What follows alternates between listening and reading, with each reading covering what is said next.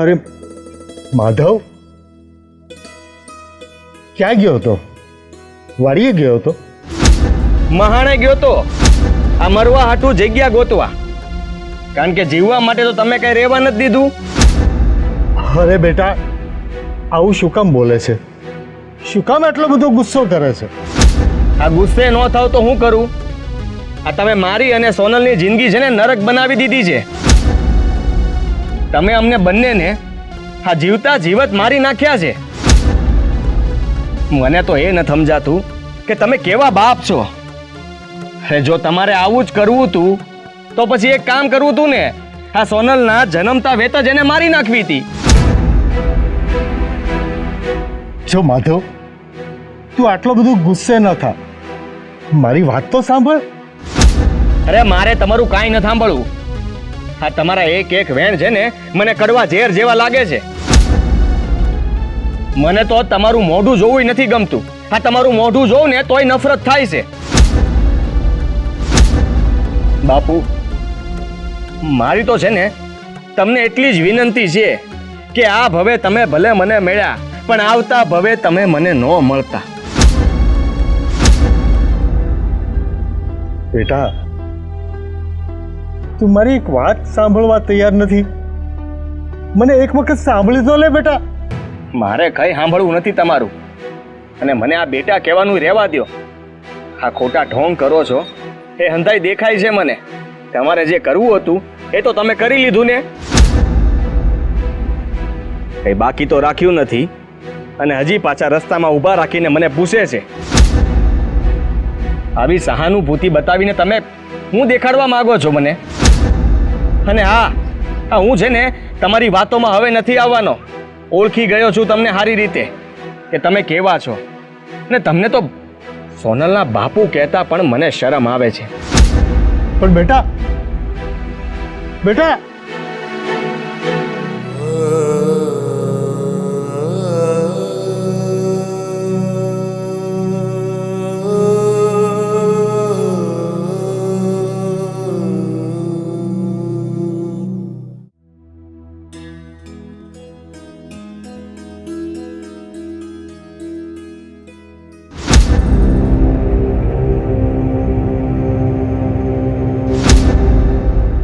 શું વાત છે? કેમ આટલો બધો ગુસ્સામાં છે? શું થયું? હા, અભી હું આ વાડીએથી આવતો હતો ને તો સોનલના બાપુ મને હામાં મળ્યા. શું કીધું એણે તને? કઈ કીધું? કઈ બોલ્યા? ના, એને મેં કંઈ બોલવા જ નથી દીધું. પણ મને વિચાર એ આવે છે કે એનામાં જરાક પણ શરમ જેવું કંઈ નહોતું દેખાતું. એની આંખોમાં બસ ગુસ્સો જ દેખાતો હતો. અરે જે દીકરી 6 મહિનાથી એનું ઘર મેલીને આપણે ત્યાં રહે છે, એના વિશે તો એને કંઈ વિચાર્યું જ નથી. ભાભી, સોનલ, આજે હું તમને લોકોને એક વાત કહી દઉં. હા બોલ ને, શું કેવું છે તારે? સોનલ, તું તારા બાપના ઘરે પાછી જતી રહે. આ શું બોલે છે તું? એને થોડી ને બાપાના ઘરે પાછી મોકલી દેવાય. કેવી વાત કરે છે? હા માધવ, હા આ શું બોલો છો તમે? હું મારા બાપુના ઘરે પાછી જતી રહું એમ? જો સોનલ, મને તારા ઉપર કોઈ ગુસ્સો નથી કે રી નથી, પણ જો આમને આમ હાલતું રહે ને તો આમાં તો આપણી બંનેની જિંદગી બગડે છે. તે જે આ ટેક લીધી છે એના કારણે તારુંય ઘર બગડે છે ને મારુંય તે. એટલે તું તારા બાપુને પ્રેમથી સમજાવજે. જો એ પ્રેમથી માનશે તો આપણે બંને લગ્ન કરીશું, બાકી આવતા ભાવમાં મળશું. માધવ, માધવ સાંભળ તો ખરી. પણ માધવ, ભાભી તમે માધવને કઈ સમજાવો ભાભી. મને લાગે છે કે માધવ જે પણ કંઈ કરી રહ્યો છે ને એ બરાબર જ કરી રહ્યો છે. આમ જોવા જઈએ તો હા નથી તો તમે એકબીજાની સાથે રહી શકતા કે નથી સંસાર માંડી શકતા. માધવની વાત એકદમ સાચી છે. તું એક કામ કર, સોનલ તું તારા બાપાના ઘરે પાછી જતી રહે. ના ભાભી, હું મારા બાપુના ઘરે કયા મોઢે પાછી જાઓ ભાભી? તો સમજ નથી પડતી કે હું કરવું. અરે એક બાજુ તારા બાપા હાથ લઈને બેઠા છે ને એક બાજુ સોનલ તે લીધેલી ટેક.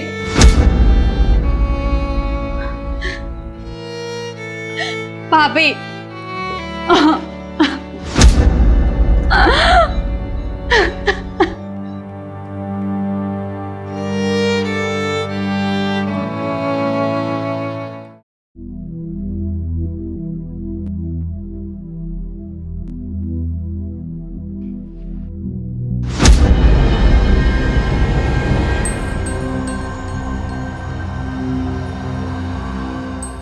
અરે સોનલ, તું આમ અચાનક? હા, હું તમારી આ છોકરીને તમારા ઘરે મૂકવા આવ્યો છું. હવે રાખજો તમારા ઘરે. ને તમારી છોકરીના પગમાં આ સોનાના છડા પહેરાવી શકે ને એવો છોકરો ગોતી લેજો.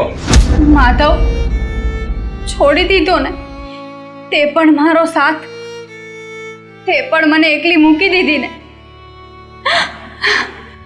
માધવ, યાદ કરે દિવસ તે મને ખાલી એકવાર અવાજ કર્યો તો ને તો હું તરત દોડીને આવી હતી. ને મારા પપ્પાનો તો વિચાર ઠીક, પણ એમની આબરૂનો પણ વિચાર નહોતો કર્યો. અને તને તો સેજ એવી ભી પડી એમાં તે મને છોડી દીધી. માધવ, તારે જે સમજવું એ સમજ, પણ મને આવી રીતે નથી રહેવું. તું મારા ઘરમાં આવી રીતે રહે ને એ મારે હવે નહીં ચાલે. માધવ, બસ ને પપ્પા, થઈ ગયો ને તમારા જીવને સંતોષ. મારી જિંદગીમાં ઝેર ઘોડીને તમારે આટલું જ જોતું હતું ને.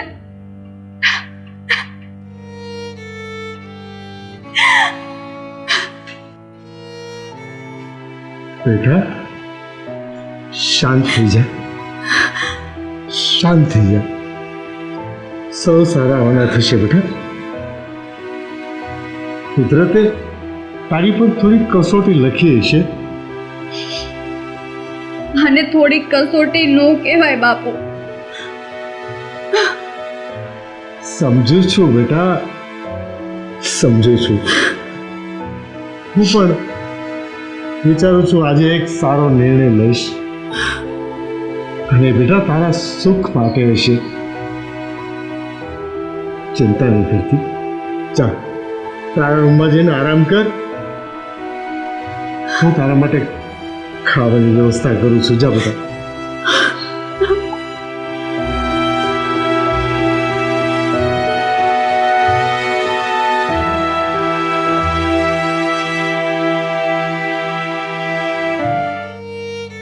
હે ભગવાન, તે મને એક દીકરી જેવો અણમોલ રતન તો આપી દીધું, પણ એનું જતન કરવાની આવડત ન આપી. ઓળી પંખીડા જેવી દીકરી, એક મા વગરની દીકરી જે બાપને સહારે જીવતી હોય અને બાપ પોતાના માન મોભા માટે થઈને દીકરીની તોલના સંપત્તિ સાથે કરે છે, પૈસા સાથે કરે છે. ત્યારે મને આજે સમજાય છે કે એ દીકરીનું જીવન, એ દીકરીના જીવનમાં સત્યાનાશ વળી જાય છે.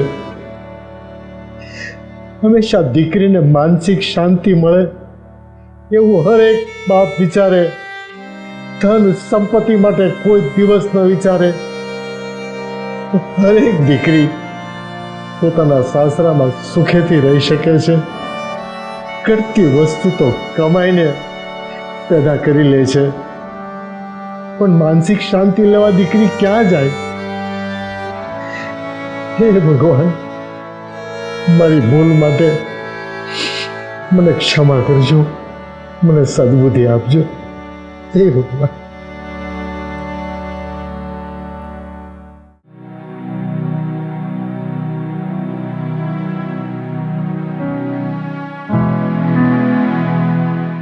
ભાભી હું વાડીએ પાણી વાળવા જાઉં છું. હા હા. જય શ્રી કૃષ્ણ. તમે અહીંયા શું કામ આવ્યા છો? અરે નટવરભાઈ, તમે અહીંયા? હા રાધાબેન, હું તમને આ કાગળ આપવા આવ્યો છું. આગળ શેનો કાગળ છે? રાધાબેન, આમાં સોનલ અને માધવના સગાઈની મુહૂર્ત છે. હા, શું બોલો છો નટવરભાઈ તમે? હા, આમાં સોનલ અને માધવના લગ્નનું મુહૂર્ત લખેલું છે. હું બંનેના લગ્નનું મુહૂર્ત કઢાવીને આવ્યો છું.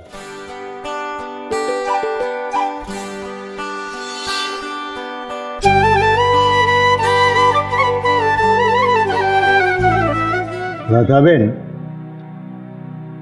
તમે જ્યારે છાપ લઈને આવ્યા ને ત્યારે આ જમીનને દોલતના ઘમંડમાં હું ઘણું બધું અજુગતું બોલી ગયો હતો. એ મારી ભૂલ હતી. પણ રાધાબેન, માધવ સોનલને મારા ઘરે મૂકી ગયો ને પછી મેં બહુ વિચાર્યું, બહુ દુઃખ થયું મને.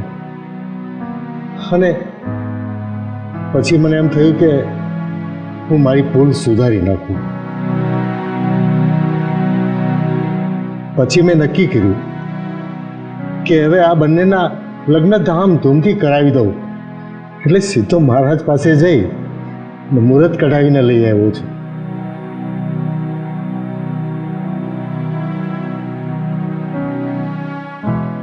નટવરભાઈ, આપણી વચ્ચે જે પણ કંઈ બોલાચાલી થઈ, જે પણ કંઈ થયું, એ બધું હવે ભૂલી જાઓ. અને આપણે શરૂઆતથી જ્યારે સંબંધ બાંધ્યો હતો ને, બસ એ જ સંબંધ છે એવું માની લ્યો. રાધાબેન, હું તો એક દીકરીનો બાપ છું. મારે તો આ બધું ભૂલવું જ પડે. પણ તમને વિનંતી કરું છું કે મારી કે મારી દીકરીની કોઈ પણ ભૂલ હોય તો મોટું મન રાખીને માફ કરી દેજો. હા, તમે કેવી વાત કરો છો નટવરભાઈ? તમારા ઘરેથી દુનિયાને બતાવવા તો અમે અમારા ઘરે વહુ લઈ આવ્યા છીએ, પણ તમારી દીકરીને અમે આ ઘરની વહુ નહીં પણ આ ઘરની દીકરી બનાવીને રાખશું. એ વાતની તો હું તમને બાહેધરી આપું છું. અને કદાચ જાણતા અજાણતા મારાથી તમારું અપમાન થઈ ગયું હોય તો હું પણ તમારી માફી માંગુ છું. અરે નહીં નહીં રાધાબેન. અને દીકરીનો બાપ હોય કે દીકરાનો, પણ આપણા માટે તો સંબંધ મહત્વનો છે. અને આવા દાખલા બનશે ને તો જ સમાજને સારી દિશા મળશે. એ તો ઠીક છે રાધાબેન, પણ આજે હું સારું મુહૂર્ત કઢાવીને આવ્યો છું તો મોઢું મીઠું નહીં કરાવો મને. ચા પાણી નહીં પૂછો. આ વાતમાં સાવ ભૂલાય જ ગયો. તમે બેસો, હું ચા બનાવી આવું.